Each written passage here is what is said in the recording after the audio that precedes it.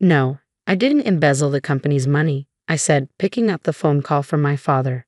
The first thing I heard was his booming voice, making my ears ache. How on earth am I supposed to embezzle the company's money when I've retired? You're way off base, I calmly replied to my father, sensing his tone cooling somewhat. But I do know who the embezzler is, he shouted again, his flustered voice audible over the phone. Who is it? Name the criminal, my father demanded, his voice getting louder. The one who's been using the money is. I paused, mentioning the name. My father seemed caught off guard, completely speechless. My name is Henry Hawkins. I've been working in the accounting department of my father's company for 8 years now, I explained. I have a brother, Bob, who's often called Mr. Perfect due to his talent and looks. I've always been compared to Bob and lived in his shadow since childhood, I continued, reflecting on my life. Despite my efforts, my parents always favored Bob for his exceptional talent. Even when I earned achievements, they seemed overshadowed by Bob's presence. Growing up, I yearned for my parents' love, but it always seemed to elude me, I added, recounting the struggles. Eventually, I accepted that I would never match up to Bob's achievements. So, I tried to find solace in living a relatively free life, away from their high expectations. However, my path was already decided. I had to join the family business, I sighed, explaining my predicament, not because of my abilities, but simply because I was a family member. Even if I was considered less competent than Bob, supporting the family business was mandatory. Initially, working in the accounting department was peaceful, I recalled, but when Bob took over as president, everything changed. It's a nuisance if you interfere in my management, he would say. I never intended to meddle. I only wanted what was best for the company.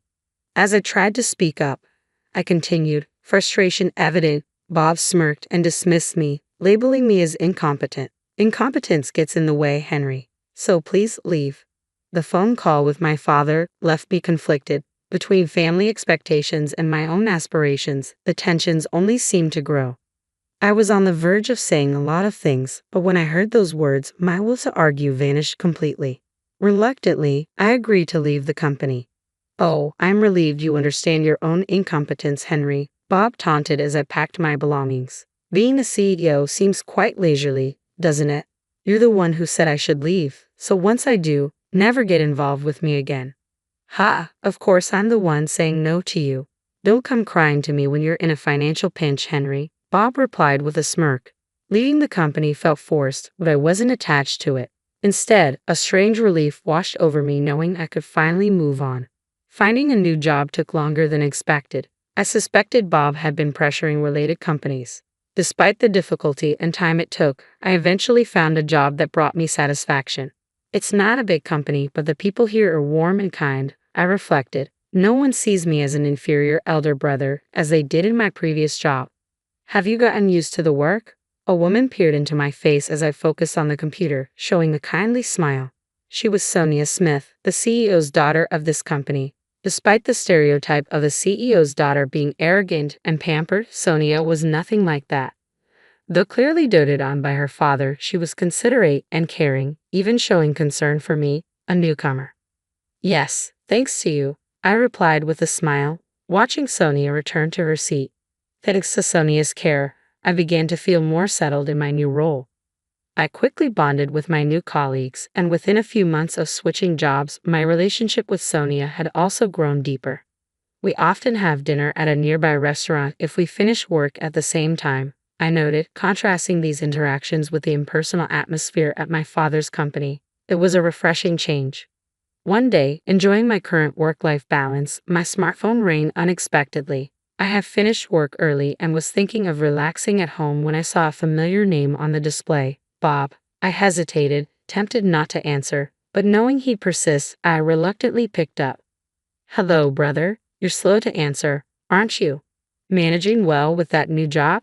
Bob's voice was casual, as if lounging around even through the phone. What do you want? I cut to the chase, eager to end the call. Why would I call you someone I've supposedly cut ties with? Bob continued, his tone falsely calm, but I could sense his smugness.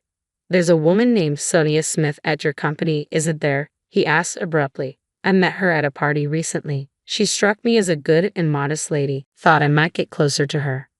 I felt momentarily speechless. Bob's intentions were clear, though his voice feigned calmness, masking his underlying smirk disgustingly. I couldn't see his expression over the phone, but I could easily imagine it. "Don't tell me you're asking me to mediate between you two," I asked incredulously. "You're surprisingly perceptive, brother. That's helpful," Bob replied smoothly. I felt an impulsive urge to hang up right then, but somehow I held back, took a deep breath, and calmly opened my mouth. "Didn't you have a girlfriend who was the daughter of another company's president?" I probed. "I remember when I was working elsewhere, around the time you were becoming president, you were engaged to the daughter of a collaborating company." Though I hadn't spoken to her, I'd heard she suited Bob's personality well. As much as Bob was adored, I couldn't believe his father would approve of him having two girlfriends simultaneously. I continued, raising my concern. Bob's response was weary. "Oh, that woman. Her company's in financial trouble. I broke up with her to avoid any trouble for myself." It was a typical story for Bob. Despite being engaged, he cleanly severed ties due to her financial difficulties. Some might see it as a pragmatic approach to a political marriage, but it was something I couldn't support. "Even though we're in the same company, she's the president's daughter. She's not just anyone," I emphasized firmly. Casually chatting with Bob was easy, but mediating between him and Sonia was out of the question.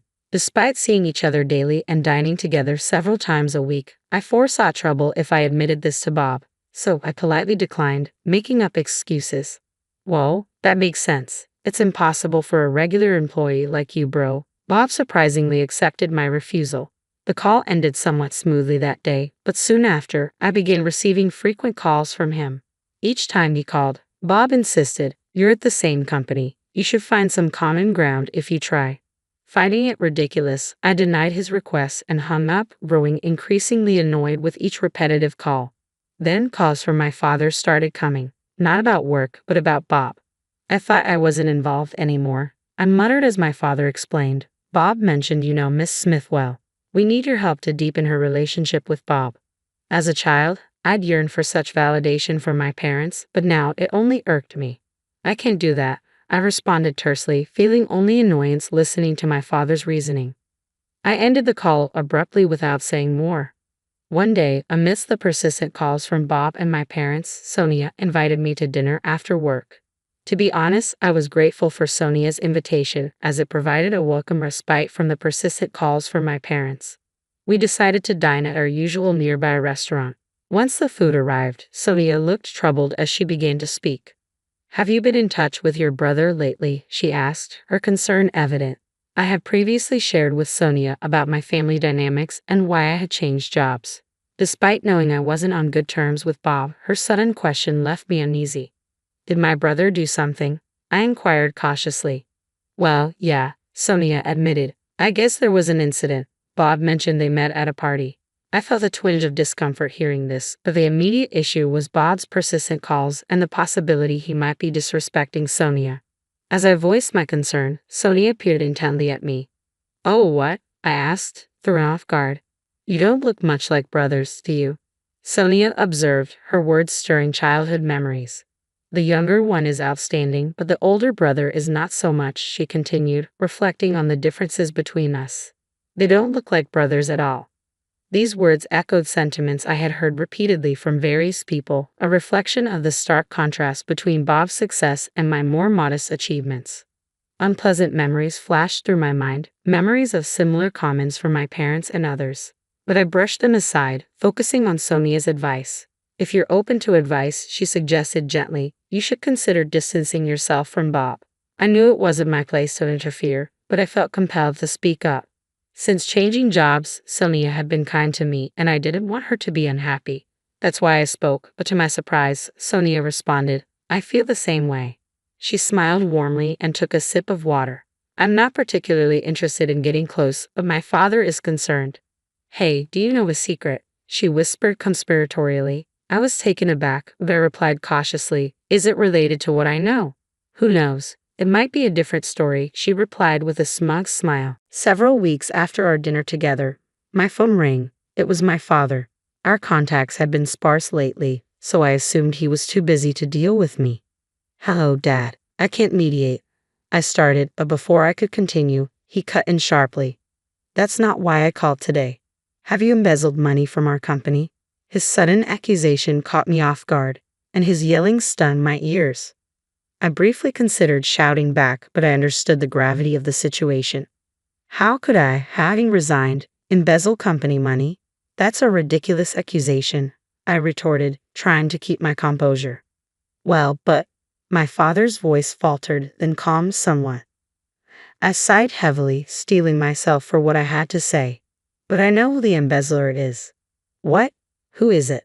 My father's voice rose again, demanding the culprit's name. His authoritative tone intensified the ache in my ears, but I knew I couldn't delay any longer. It's Bob, I stated firmly. What did you say?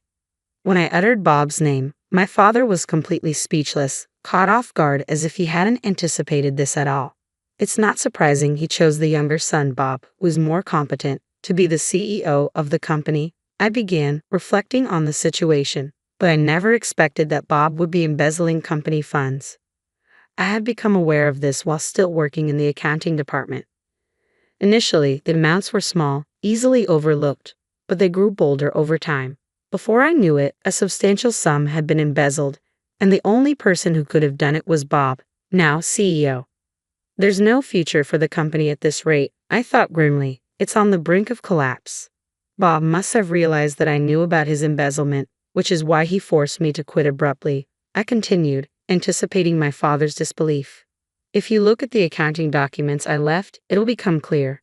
Do you want to see the evidence I've gathered? I'm prepared to sever ties, but I kept copies of everything for a reason. My father, who moments ago had said he couldn't believe it, fell silent at my words. But that's not all, I pressed on. The money he embezzled is being used for an affair with a married woman. A married woman? My father's voice shifted from surprise to utter exhaustion. This was news to me as well, I admitted. Sonia told me about it during one of our dinners together. The CEO, who cares deeply for his daughter, found out and is furious with Bob, especially since he's always around Sonia. At this rate, the company is headed towards bankruptcy, I concluded, knowing this was likely the first time my father was hearing the full extent of the situation. I heard a weak voice from my father, and I listened silently as he spoke. Can you help me out with some funds? Can you talk to the president of your company for me? If we can form a partnership with the Smith Group, we can turn our company around. He sounded as if he had just come up with a brilliant idea. In reality, I knew that partnering with the Smith Group was likely the only way to save our struggling company. Yet as my father asked for help over the phone for the first time, I felt an overwhelming sense of indifference. I'm sorry, but I can't, I replied calmly. I've already severed ties with all of you. What? My father's voice rose in disbelief, but I ended the call before he could finish his sentence. After that, my father and Bob called me repeatedly, but I blocked their numbers, finally freeing myself from the constraints of my family. It felt even more liberating than I had imagined. In the end, Bob went bankrupt not long after. He was left with debts, and my parents, who had always treated me as incompetent, were now being pursued for repayment. Do you ever worry about your family? Sonia asked curiously as we shared a pasta dinner after work. Since that incident, I felt closer to Sonia than ever. We spent almost every day together now, and I knew I needed to gather courage soon. No, I'm fine, I replied with relief. I'm relieved to hear that, Sonia said with a smile. I'm really glad you're nothing like your brother. What do you mean by that? I asked, pausing to drink some water. It means you're not like him, Sonia replied with a mischievous grin. Realizing that her words no longer hurt me, I was pleasantly surprised. It's a secret, she laughed happily. Watching Sonia like that, I felt an even stronger desire to spend more time with her to protect my current company and Sonia. With that thought, I made a firm resolve to continue working hard.